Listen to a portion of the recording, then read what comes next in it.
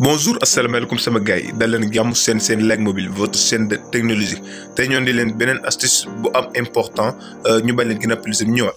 Like Mobile, votre chaîne de technologie.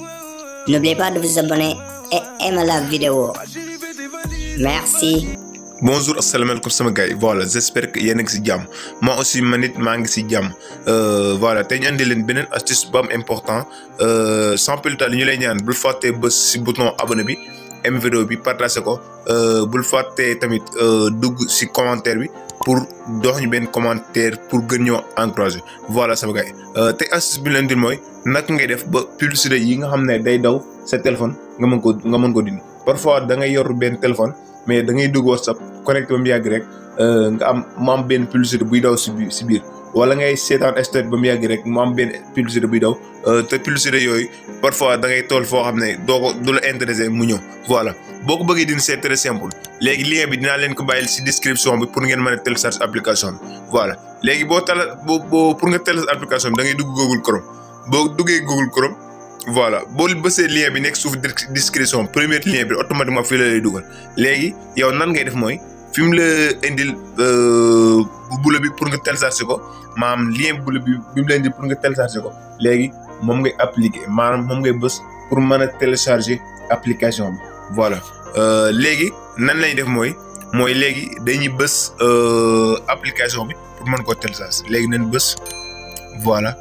léegi automatiquement léegi mu laaj ñu ban fichier lañ ko bëgg dugal léegi ñu bës télécharger maanaam amuñu même wax dugaleen ko suñu carte mémoire téléphone la ñu koy dugal léegi ñu bës télécharger même voilà léegi application maa ngi télécharger léegi ñu bës détail xool voilà comme que dañ ko bëggoon dañ ko télécharger woon bu yàgg moo tax dañuy effacer bi si kaw léegi wan leen bi nga xam ne télécharger nañ ko ba pare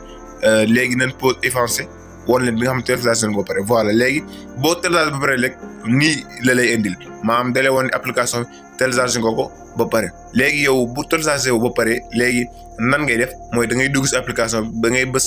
installer voilà léegi bu duggee ba bës si application bi nga bës installer voilà léegi dañ leen wan nag ngay def ba xool ba xam boo ko télécharger ba pare fan ngay nekk léegi boo génnee 3 points nekk à droite ngay bës léegi nga bës téléchargement voilà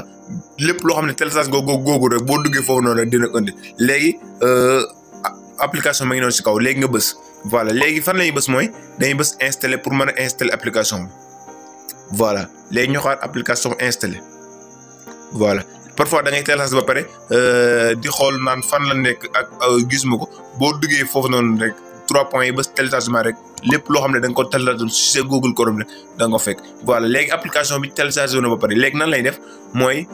dañuy génn pour xool wam application bi ñëw na si suñu téléphone wala ñëw voilà léegi nan dem xool application bi